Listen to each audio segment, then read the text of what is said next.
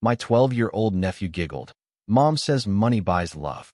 Laughter echoed around the table as he unwrapped the gaming laptop I bought. I just smiled, took a sip of water, and pressed confirm 3 times. Subscriptions, tuition, mortgage. Gone.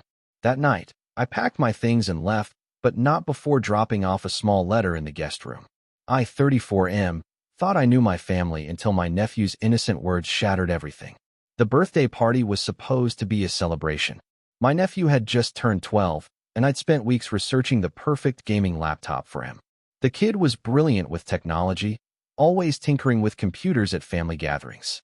When I handed him the wrapped box, his eyes lit up like Christmas morning.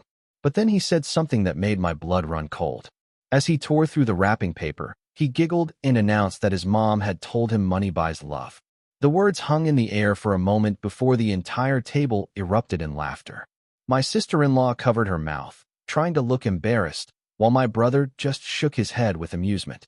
Other relatives chuckled and made comments about kids saying the darndest things.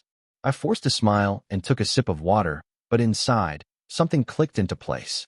Suddenly, years of family dynamics made perfect sense. The way conversations always seemed to revolve around my latest promotion or bonus. How family gatherings coincidentally lined up with major holidays when gift-giving was expected. The subtle comments about my expensive car, my downtown apartment, my ability to afford nice vacations. My phone buzzed. A banking notification. I glanced down and saw my account balance, then looked around the table at these people I'd been supporting in various ways for years. My brother's mortgage payments when he was between jobs. My sister's kids' private school tuition that I'd been quietly covering. The family vacation subscriptions I'd set up to make sure everyone could join our annual trips. That's when I realized I wasn't family to them. I was an ATM. My nephew continued unwrapping his gift, completely oblivious to the bomb he'd just dropped. The laptop was top of the line, worth more than most people's monthly salary. As he pulled it out and showed it to everyone, the adults made appreciative noises about how generous I was, how lucky he was to have such a successful uncle. But all I could hear was that innocent giggle and those devastating words echoing in my mind. I excused myself to use the bathroom and locked the door behind me. My hands were shaking as I opened my banking app. 3 automatic payments were scheduled: the mortgage assistance for my brother's house, my sister's kids' tuition payments, and the premium family vacation package subscriptions that covered everyone's trips. I stared at the screen for a long moment, thinking about all the times I'd received last-minute calls about emergencies that somehow always required financial help. The way family members would suddenly become very friendly right before expensive occasions. How conversations with my parents always seemed to include updates about who was struggling financially, with meaningful glances in my direction. My finger hovered over the cancel button for each payment. 3 taps. Confirm, confirm, confirm. Done. I returned to the party and watched my nephew set up his new laptop. He was genuinely excited, and for a moment, I felt a pang of guilt. He was just a kid repeating what he'd heard. But then I caught my sister-in-law's eye, and she gave me that familiar smile, the one that had always made me feel like I was doing something meaningful for family, but now looked calculating. The rest of the evening passed in a blur. I participated in conversations, smiled at the right moments, and played the role of the generous uncle and brother. But inside, I was planning. Over the next few days, my phone started buzzing with confused messages. My brother called first, panicked about a declined mortgage payment. He asked if there was some kind of banking error, if I'd forgotten to transfer the money. I told him I'd look into it, and hung up. My sister called next, frantic about the tuition payment that hadn't gone through. She explained that her kids might not be able to continue at their private school if the payment wasn't processed soon. She asked if I could handle it directly this time instead of through the automatic system. Then my parents called.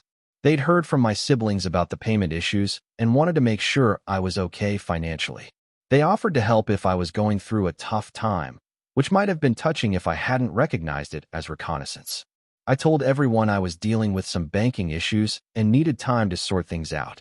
That weekend, I started packing. My lease was up for renewal anyway, and I'd been thinking about relocating for a better job opportunity in another city. The timing couldn't have been more perfect. As I sorted through my belongings, I found photo albums full of family gatherings. Birthday parties, holidays, vacations, all events where I'd been the primary financial contributor. In every picture, I was smiling, surrounded by family, looking genuinely happy.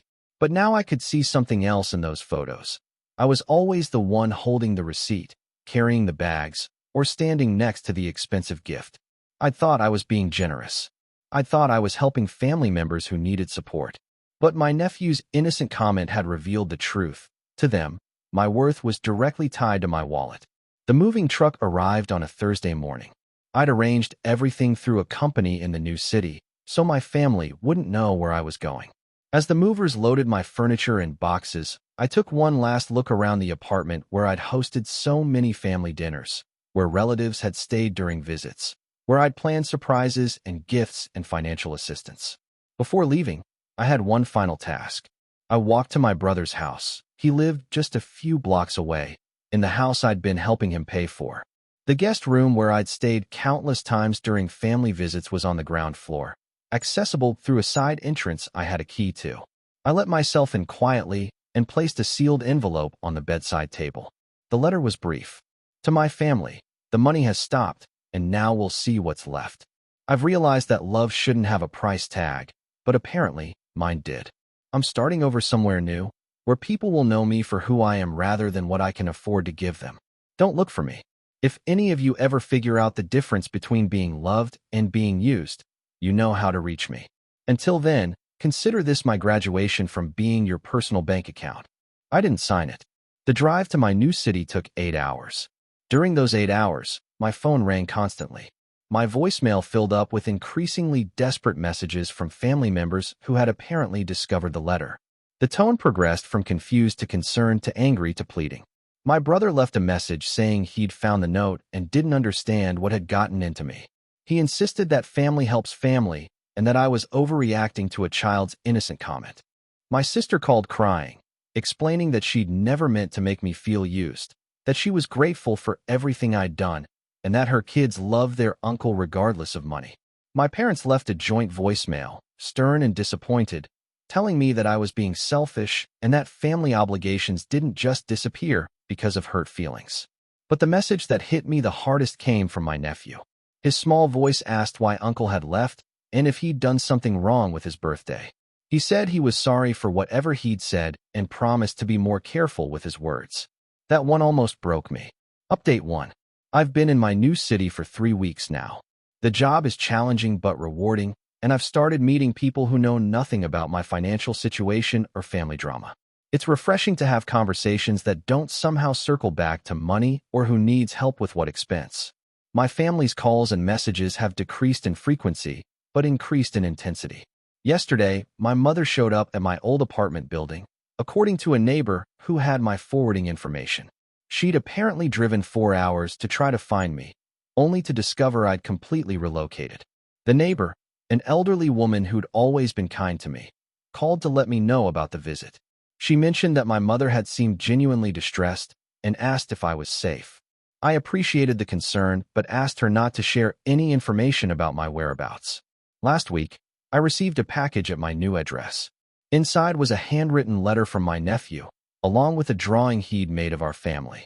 In his letter, he wrote that he missed me and didn't understand why everyone was sad and arguing.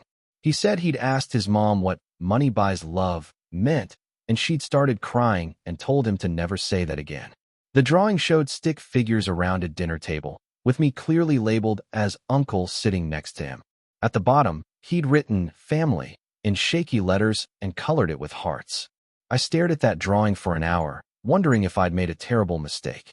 But then I remembered the laughter. Not just my nephew's innocent giggle, but the knowing chuckles from the adults around that table. The way they'd all shared in what they thought was a harmless joke about my role in the family. Update 2. 2 months in my new city, and I'm settling into a routine. I've joined a hiking group and started volunteering at a local animal shelter. It's amazing how different relationships feel when they're built on shared interests rather than financial dependence. My family's attempts to contact me have evolved. My sister sent a formal letter through a mutual friend, explaining that she'd taken out a loan to cover her children's tuition and asking if we could discuss a payment plan for the money I'd previously contributed. She emphasized that she wasn't asking for charity, just recognition of what she called our previous arrangement. My brother's approach was more direct. He left a voicemail explaining that he was facing foreclosure and needed my help one last time. He promised that if I helped him through this crisis, he'd never ask for money again. But the message that really got to me came from my father. He didn't ask for money or make demands. Instead, he apologized. He said he'd been thinking about that birthday party and realized how the family's laughter must have sounded to me. He admitted that over the years, they'd all become too comfortable accepting my generosity without considering how it might feel to always be seen as the solution to everyone's financial problems. He ended by saying that he loved me regardless of my bank account and hoped someday I'd give them a chance to prove it. I haven't responded to any of the messages, but that last one made me think. Yesterday, I ran into someone from my old city at a coffee shop. She'd known my family peripherally through community events and asked how everyone was doing. When I mentioned I'd moved away, she made an offhand comment about how generous I'd always been with my family and how lucky they were to have such a successful relative looking out for them. Even strangers had seen me primarily as a financial resource. Update 3. It's been 6 months since I left. Last week, something unexpected happened that changed everything. I was at the animal shelter when a family came in looking to adopt a dog. The parents were clearly struggling financially. Their clothes were worn, and they asked detailed questions about vet costs and food expenses. Their daughter, who couldn't have been more than 10, had fallen in love with an older dog that had been returned twice because of minor health issues. The parents explained to their daughter that they couldn't afford the medical care the dog might need. I watched this little girl's face crumble as she said goodbye to the dog, and without thinking, I approached the adoption coordinator and quietly arranged to cover the dog's medical expenses for the first year. But here's what struck me. When the family found out someone had anonymously covered the costs, their first instinct wasn't to figure out who had paid or how they could get more help. The father actually tried to find me to refuse the assistance, saying they didn't want charity. It took considerable convincing from the staff to get them to accept the help. Their daughter's joy at getting to keep the dog was pure and genuine, with no calculation about what this might mean for future assistance. They weren't seeing me as an ATM.